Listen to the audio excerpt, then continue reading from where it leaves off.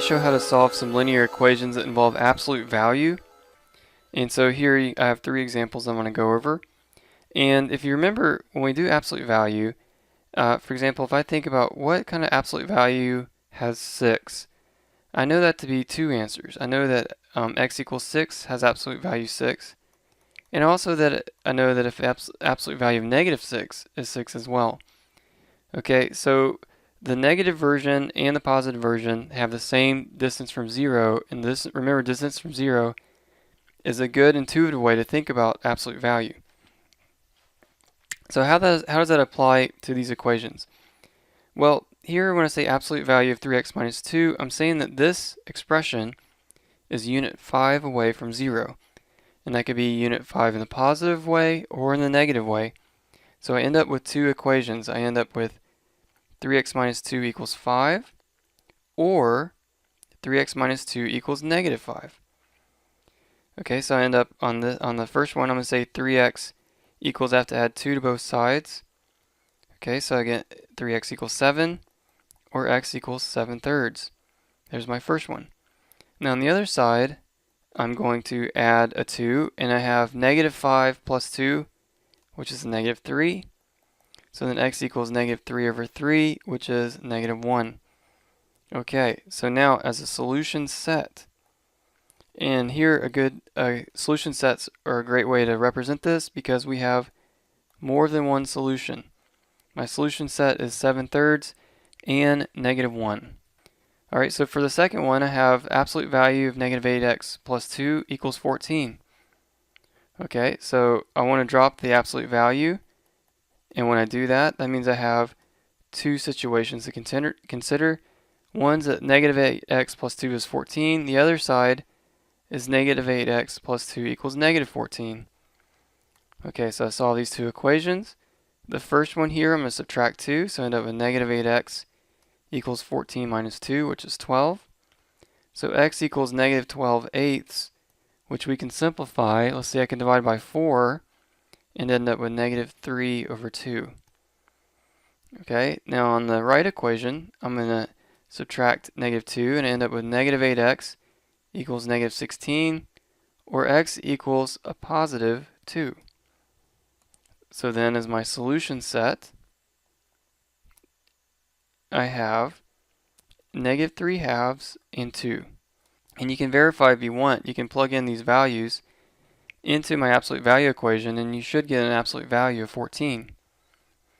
Okay, now in part C, this one's a little bit more involved, right? We have two absolute values going on. Okay, but it's not really that big of a deal. So what it's saying is that this guy, his distance from 0 is the same as this distance from 0. So this actually generates four situations. It can give you 2 minus x equals 2 plus x. It can give you 2 minus x equals negative times 2 plus x. It could give you the situation where negative 2 minus x equals 2 plus x. And then it can lastly give you the situation where negative 2 minus x equals a negative 2 plus x. But if you think about it for a little bit, this equation and this equation are the same because you just multiplied 1 by a negative 1, so we don't really need to worry about that one.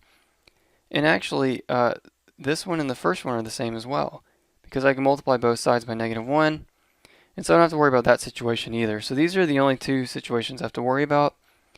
Okay, so first I solve the one on the left, and this time I'm going to go ahead and I'm going to add the x over to this side. So I add x's, I get 2x, and I subtract my 2's, so I have 2 minus 2 is 0. So I end up with x equals 0 from the first equation. Okay, in the second equation, I have to distribute the negative, so I end up with 2 minus x equals negative 2 minus x. And this is going to be a problem because if you notice, if I add the x over, I end up with 0 x's, and when I add the negative 2 over, I end up with a positive 4, which is not going to happen, right? So here I have no solution because I had a contradiction. So in this example, my solution set then is just 0. Okay, that's my only solution. Alright, now one last thing you might encounter, so I'll just quickly jot it down an example. You might end up with something like this. The absolute value of x minus 1 equals negative 36. Okay, now if you try to do the work, you're going to end up with some contradiction statements, and you can do that through the same methods that we've done earlier. But notice that the reason that you're going to get a contradiction is because how can you have an absolute value that ends up being a negative 36? So if you're clever and you see that ahead of time, you know automatically there is no solution to this equation. You cannot have an absolute value that ends up being a negative value. Okay, I hope this makes sense. I try to show you everything you may encounter when you're dealing with absolute value equations, and it's very useful. You see these type of things show up all over mathematics. Please let me know if you have questions. I'd be glad to help you, and thank you for watching.